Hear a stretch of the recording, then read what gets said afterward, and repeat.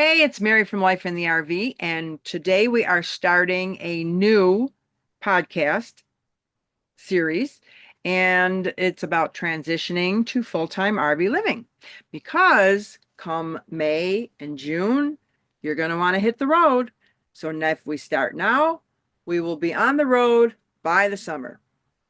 So, welcome to Life in the RV Soundbites, Micropods, Episode 1. What if my partner isn't as excited about RV life as I am? Well, sometimes they're not. You've fallen down the rabbit hole of RV life videos, the scenic drone shots, the cozy campfire nights, the promise of freedom calling your name, and you're ready to sell everything and hit the road. But there's one small problem: your partner. Not exactly on board.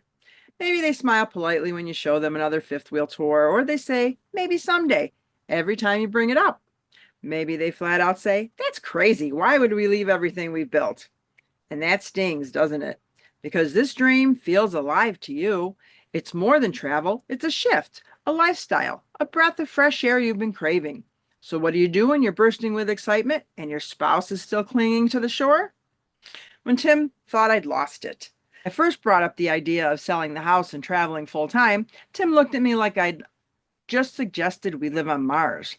We had a house, family nearby, routines that made sense. From the outside, it was perfect, but I could feel that itch, that quiet knowing that life was moving fast and we weren't living it the way we wanted to. I wanted adventure, time, freedom, connection.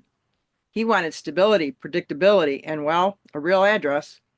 So instead of trying to sell him on the idea, I started sharing the emotion behind it. I'd say things like, I miss the grandkids, and I want more time with them. Or, wouldn't it be amazing to wake up somewhere new and have coffee outside every morning? I painted the feeling, not the logistics, and slowly I watched him shift. He went from no way to what would that actually look like? It didn't happen overnight, but that's how it starts, with small human conversations about what matters most. You can't convince, you can invite. When one person in a relationship feels ready for change and the other isn't, our instinct is to convince. We make spreadsheets, budget plans, highlight the pros like we're pitching Shark Tank. But big lifestyle shifts, especially something as out of the box as RV life, aren't about logic. They're about trust, safety, vision. Your partner isn't saying no to adventure, they're saying no to uncertainty. So instead of pushing, invite them in. Ask what would make them feel enough to explore it. Is it keeping a small home base? Renting for a few months first? Having an emergency savings cushion? Let it be a joint dream, not a solo crusade. You're not asking them to leap, you're asking them to look. Every no usually hides a fear, the fear beneath the resistance. Maybe it's money. Maybe it's losing community or routine. Maybe it's fear of failure. What if we do this and regret it? The best way to dissolve resistance is to get curious, not defensive. Instead of saying, you're not supporting my dream, try, what worries you most about this idea? That opens the door for honesty and problem solving, not arguments. You'll probably learn that their fears are valid and fixable. Try before you leap. If there's one thing I tell every couple considering this lifestyle, it's this. Don't just jump straight into forever. Rent an RV for a week. Take a month-long trip. Go slow. You'll both learn what you love, what you need, and what you absolutely can't live without.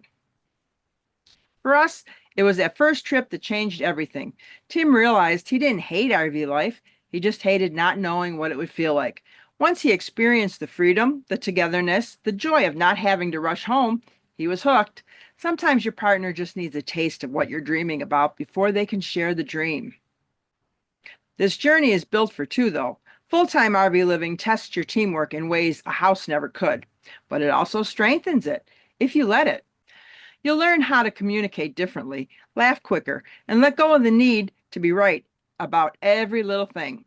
You'll face challenges together, leaks, flat tires, missed turns, and each one becomes a tiny story you'll laugh about later.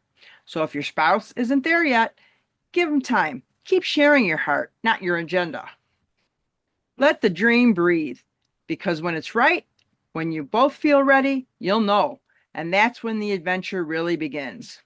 So follow Life in the RV wherever you listen to podcasts, and we'll keep dreaming out loud together. Mary here from Life in the RV.